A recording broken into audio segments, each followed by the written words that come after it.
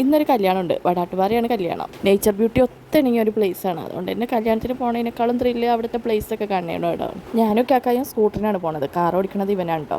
മുസമ്മിൽ അളിയൻ്റെ അനിയൻ്റെ മോനെയാണ്. ജില്ലാ പീസിനും കുഞ്ഞിക്കൊക്കെ നമ്മൾ കഴിഞ്ഞ ദിവസം സ്റ്റുഡിയോന്ന് എടുത്ത ഡ്രസ്സ് ഇട്ട് കൊടുത്തേക്കുന്നത്. ജസ്റ്റ് 99 ഉണ്ടായുള്ളൂ ഈ ടീഷർട്ടിനൊക്കെ. ഞങ്ങൾ രക്ഷിതാത്താടെ സ്കൂട്ടറിനാണ് പോണത്. അച്ഛൻ്റെ റൈറ്റിംഗ് പാഡ് ആരാന്ന് കണ്ടില്ലേ? അവളാണെങ്കിൽ അനങ്ങാതെ കാണിച്ചു കൊടുക്കണ്ടായി. കുഞ്ഞാണെങ്കിൽ ഞങ്ങളുടെ കൂടെ വന്നെന്നും പറഞ്ഞ് വാശി പിടിച്ച് സ്കൂട്ടർ കയറിയിട്ടുണ്ട്. പക്ഷേ സ്കൂട്ടർ കയറി അവൾ അഭ്യാസം കാട്ടുന്നതുകൊണ്ട് ബാലൻസ് ഇട്ടാത്തതുകൊണ്ട് കാർ തന്നെ തിരിച്ചു കയറ്റിട്ടോ. 12 മണിയോട് അടുപ്പിച്ച് ഞങ്ങൾ ഭൂതത്താങ്കെട്ട് എത്തി. കാക്കയുടെ ഇളയ അമ്മയുടെ ഫാമിലിയും കൂടി വരുന്നുണ്ടെന്ന് പറഞ്ഞപ്പോൾ ഞങ്ങളൊന്ന് സൈഡാക്കി അവരെ കാത്തിക്കുക. ഇവിടെ നിന്ന് ഇനി കുറച്ചും കൂടി ഉള്ളൂ കേട്ടോ കല്യാണ വീട്ടിലേക്ക്. ഗില്ലാ പീസ് വണ്ടിയിൽ വെച്ച് ഒരു ഉറക്കൊക്കെ കഴിഞ്ഞ് എണീച്ചിട്ടുണ്ട്. കുറച്ചൊക്കെ ഈ ഡാമിൻ്റെ ഭംഗിയൊക്കെ ആസ്വദിച്ച് നിന്നെങ്കിലും ഏതായാലും വെറുതെ നിൽക്കണമല്ലോ എന്ന് വിചാരിച്ച് ഒരു ചായ കുടിക്കാമെന്ന് വിചാരിച്ച് ഈ ഒരു ഷോപ്പിൽ കയറി. രാവിലെ റെഡി ആവണ ബഹളത്തിലും ഉച്ചയ്ക്ക് കല്യാണ വീട്ടിൽ നിന്ന് ബിരിയാണി കഴിക്കണമല്ലോ എന്ന് ഓർത്തിട്ടും ലേറ്റ് ആയിട്ട് ഒരു ചായ മാത്രമേ കുടിച്ചിട്ടുണ്ടാവും. അതുകൊണ്ട് തന്നെ വിശന്നിട്ട് ഒരു കോളിഫ്ലവർ ബജ്ജിയും കൂടി മേടിച്ചു കേട്ടോ ചായയോടൊപ്പം കഴിക്കാൻ. അവിടെ അതേ കുറേ മങ്കീസൊക്കെ നോക്കിയിട്ടുണ്ടായി. പക്ഷെ ഇപ്പോൾ വീഡിയോസിലൊക്കെ കാണാറുണ്ടല്ലോ ഫീഡ് കഴിക്കാൻ പാടില്ല എന്നൊക്കെ. അതുകൊണ്ട് തന്നെ ഒന്നും കൊടുത്തൊന്നുമില്ല.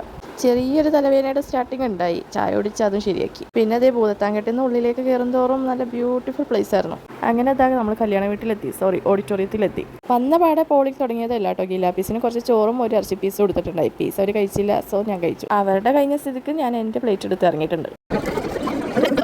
അയ്യോ എന്താ ഉണ്ടായി കാണുന്ന പോലെ അത്ര ഈസി അല്ല കേട്ടോ പിള്ളേരുടെ ഇടയിൽ നിന്ന് ഇതൊന്നും മേടിച്ചെടുക്കാൻ. ഐസ്ക്രീമിന്റെ മധുരം തുടങ്ങിയോണ്ട് ഇനി എവിടെ പോകാന്നുള്ള ഒരു പ്ലാനിങ്ങും കൂടി ഉണ്ടാക്കിയിട്ടുണ്ട് കേട്ടോ. ഗില്ലാ പീസിന്റെ കയ്യിലാണെങ്കിൽ പ്ലെയിൻ കോൺ കൊടുത്ത് ഞങ്ങൾ പറ്റിച്ച് നിർത്തി. പ്ലാനിങ് എന്താണെന്നും ഇവിടെ നിന്ന് എങ്ങോട്ടാ പോയെന്ന് നമുക്ക് അടുത്ത ഷോട്ട്സ് കാണാം.